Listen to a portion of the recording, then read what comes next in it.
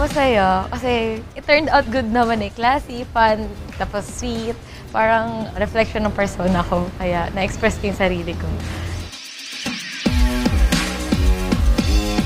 Gusto ko kasi nakaka-relate yung lahat ng tao. Gusto ko kasi nakaka-inspire pa rin ako eh. In a way na, oh yung cute naman. Parang ganun lang. Nakakabigay pa rin ako ng joy to others. Gusto ko talaga maging reporter. Kasi adventurous ako eh. Gusto ko pupunta sa may mga sunog, sa may mga barilan. Yung mga ganun. Gusto ko yung na-extend ko yung sarili ko. Na gusto ko pa ma-discover ko ano pa yung kaya kong gawin. Last week, I trekked at Mount Pinatubo. And it's fun naman.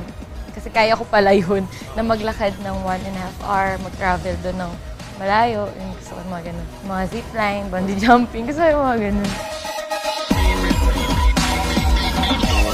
Una muna siyempre yung attraction. So kung makikita mo yung cute naman niya. So susunod na yung personality. Kung magja-jive kayo ugali nyo.